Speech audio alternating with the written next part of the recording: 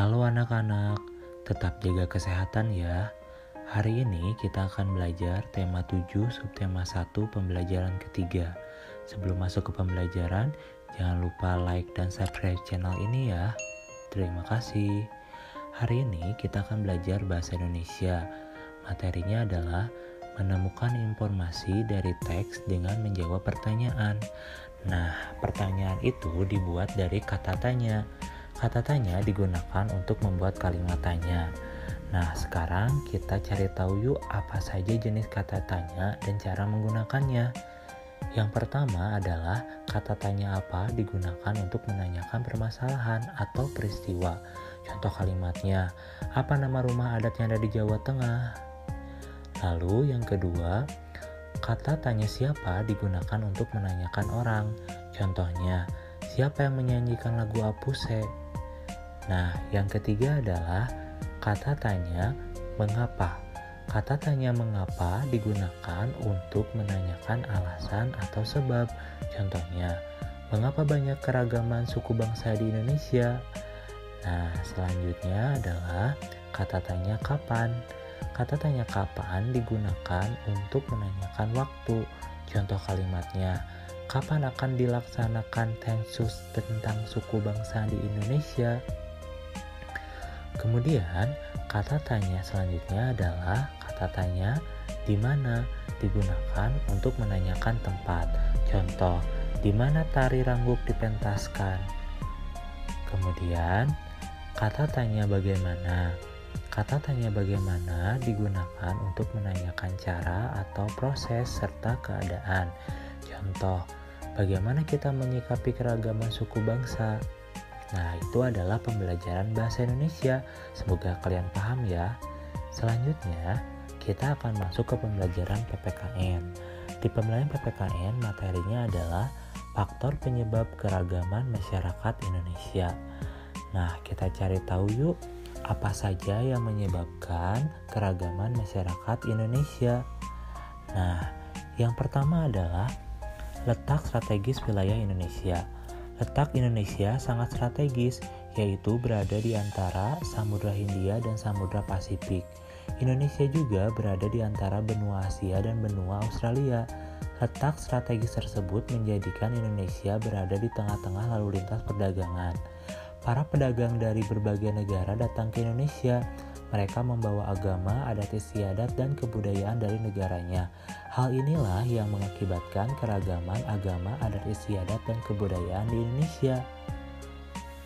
Selanjutnya adalah kondisi negara kepulauan.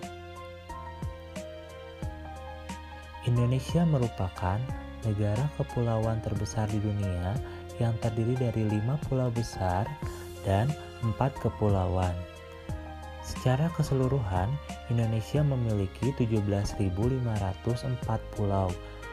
Tidak semua pulau tersebut dihuni oleh masyarakat Indonesia, namun hanya sebagian kecil saja, terutama di pulau besar.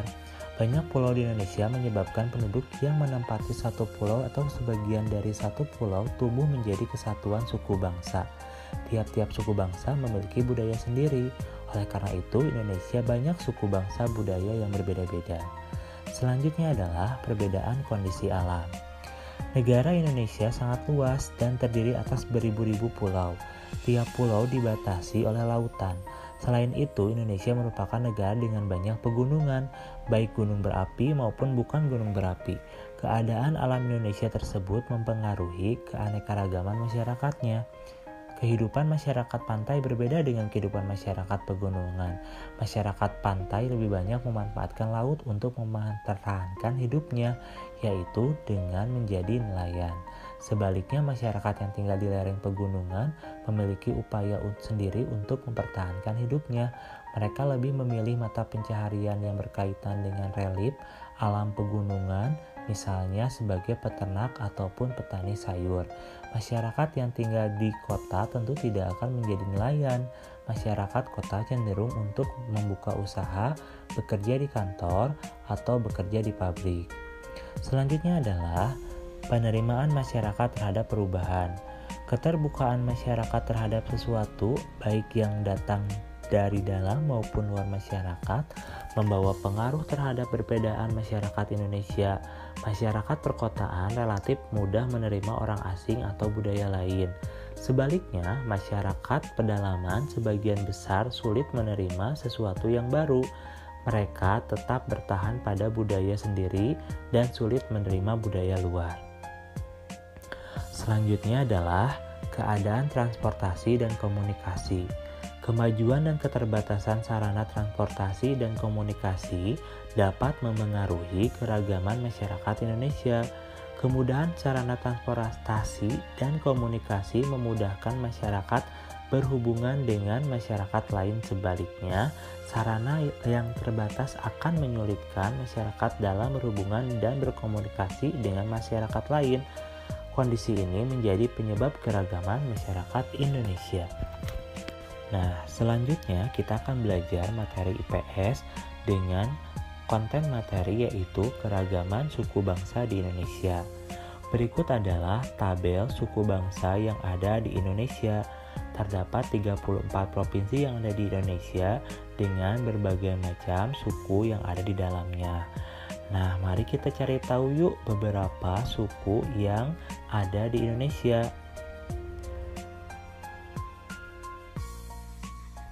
Yang pertama adalah yang akan kita cari tahu yaitu suku Batak. Suku Batak terdapat di Provinsi Sumatera Utara. Pakaian adatnya adat karo, kemudian tariannya tari tortor, rumah adatnya bernama rumah bolon, sedangkan senjata tradisionalnya adalah pisau surit. Nah, selanjutnya kita akan mengenal tentang suku Sunda. Suku Sunda berada di Jawa Barat. Pakaian adat Jawa Barat menjadi pakaian adatnya.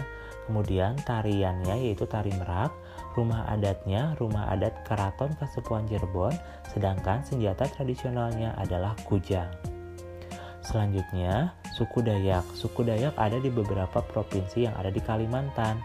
Nah, diantaranya ada di Kalimantan Timur. Pakaian adatnya bernama urang besunung, kemudian tarinya tari gong, rumah adat bernama rumah lamin, dan senjata tradisional bernama mandau. Kemudian selanjutnya Sulawesi Selatan, di sana ada suku Bugis, pakaian adatnya bernama pakaian adat Toraja, sedangkan tarinya yaitu tari kipas. Rumah adat suku Bugis bernama rumah tongkonan, dengan senjata tradisionalnya yaitu badik. Nah, selanjutnya kita akan mengenal suku Asmat. Suku Asmat terdapat di Pulau Papua. Nama senjata tradisionalnya yaitu pisau belati. Mereka tinggal di rumah adat yang bernama rumah adat Honai. Tarinya ada tari musyo dan tari selamat datang. Oke, sekian pembelajaran untuk hari ini. Kalian tetap semangat ya belajarnya di rumah. Terima kasih.